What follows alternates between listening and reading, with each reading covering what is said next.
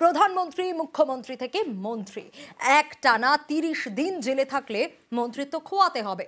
লোকসভায় নতুন বিল পেশ করল মোদী সরকার। ১৩০তম সংবিধান সংশোধন বিল ৫ বছর বা তার বেশি সাজা হতে পারে এমন অপরাধের ক্ষেত্রে ৩১ দিনের মাথায় খোয়া যাবে পদ।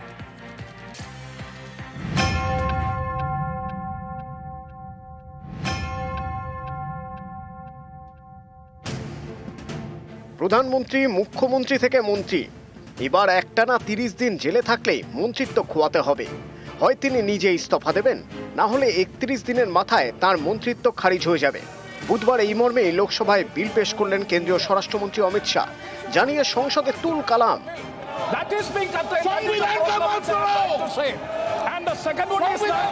मेरे विचार में निर्णय हवालों के पक्ष में प्रस्ताव स्वीकृत हुआ।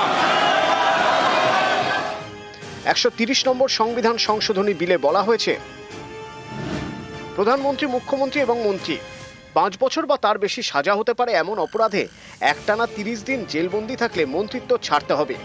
প্রধানমন্ত্রী বা মুখ্যমন্ত্রী হলে নিজে থেকে পদত্যাগ করতে হবে। নিজে থেকে না করলে ৩১তম দিনে পদ খারিজ হয়ে যাবে। আর অন্য মন্ত্রীদের ক্ষেত্রে প্রধানমন্ত্রী এবং মুখ্যমন্ত্রী সুপারিশ পাঠাবেন যথাক্রমে রাষ্ট্রপতি এবং রাজ্যপালকে। মন্ত্রী জেলে থাকার ৩১তম দিনে এই সুপারিশ না গেলে ৩২তম দিনে নিজে থেকে এই মন্ত্রিত্ব চলে যাবে। জেল মুক্তির পরে মন্ত্রীরা নিজ পদে ফিরতে পারেন। কেন এমন বিল আনা হলো তার ব্যাখ্যাও রয়েছে বিলের সঙ্গে। সেখানে লেখা হয়েছে,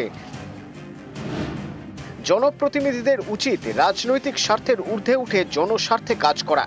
মন্ত্রীদের চরিত্র এবং আচরণ সন্দেহের ঊর্ধ্বে থাকা উচিত।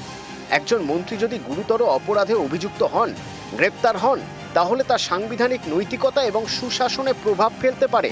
এই বিল ঘিরেই গরম রাজনীতি। বিলের বিরোধিতায় এককাট্টা বিরোধীরা, পাল্টা শাসক শিবিরও তাদের যুক্তি দিচ্ছে। নিউজ ১৮ বাংলা।